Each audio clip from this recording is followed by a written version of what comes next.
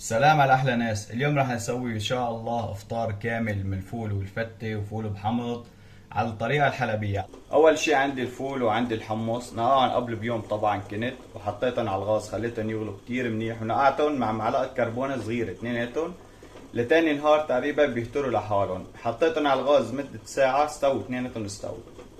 وقت ما نحطهم على الغاز قبل ما نحطهم نغسلهم كتير منيح من المي اللي كانت عليهم بالنقع. بنحط معهم كمان معلقة كربونة صغيرة. وهلا خلونا نبلش بالطحينة. راح ننزل لبن،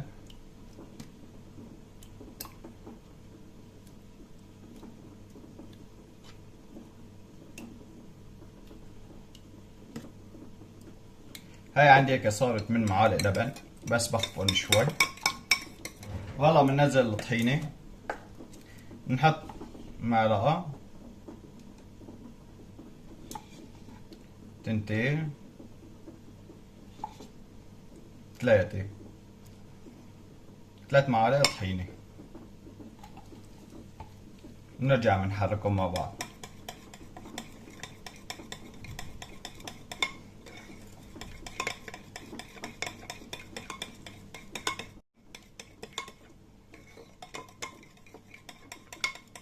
هلا الطحينة سويناها، بنسويها لقسمين.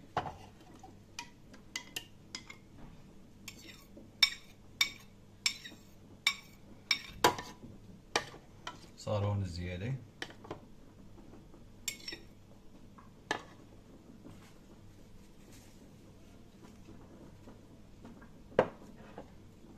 هلا بدنا نسوي قسم للفتة وقسم للفول. الفتة راح ننزل عليها من عصير الليمون وفيه سنيات توم، 5 سنيات توم بهالشكل. وراح ننزل عليه الملح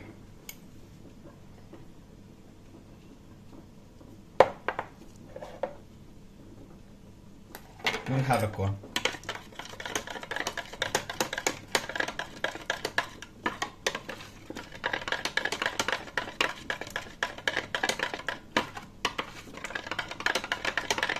طحينة الفتة جهزت. هلا بنجي للفول.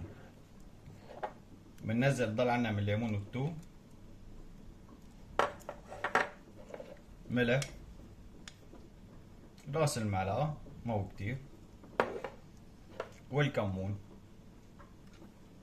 كمون نص معلقة تقريبا.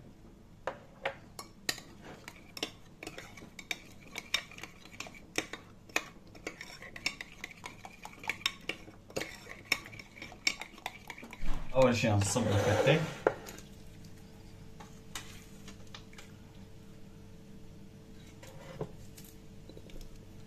الحبة مهترية.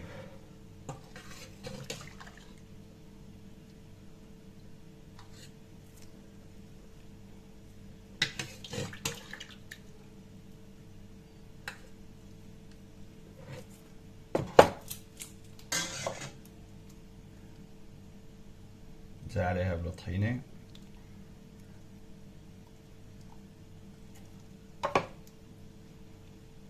ورشة بقدونس.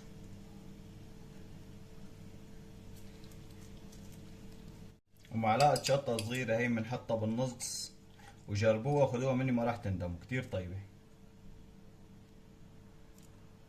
يعني طيبة بشكل. والله جا وقت نسكب الفول، طبعا ما راح ارسها بالسمنة، لا اصب الفول مشان ما تبرد السمنة عليه. والله جا وقت سكب الفول. طبعا الحبة ما راح احكي لكم مهترية. شوفوا كيف صايرة مهترية خالص. وهلا منزل الطحينة.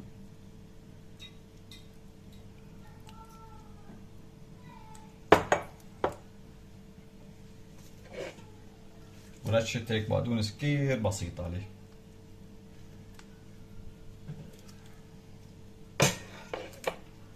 رشة كمون صغيرة. بدنا نسوي فول بحمض. راح ننزل الفول مع حمضه، مع المرة تبعيته عفوا.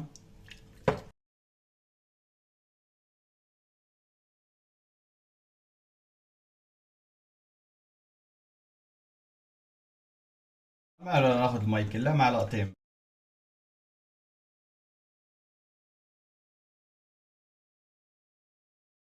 وعندي هون سنيتين توم،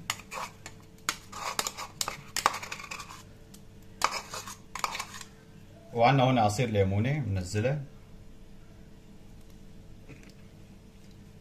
وراح نحتاج الكمون كمان، نص معلقة كمون،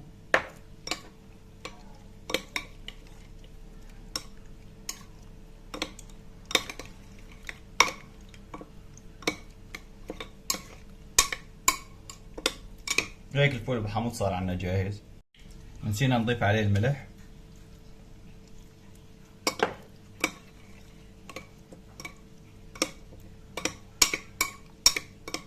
نكون جهزنا أطيب فطور، فول بحمض، فول بطحينة والفتة.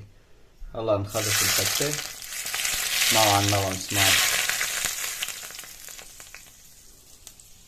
هاي أطيب طريقة لتسوي فيها الطحينة للفتة وللفول. شوفوا كيف طالعين مع أحلانا هالجملات.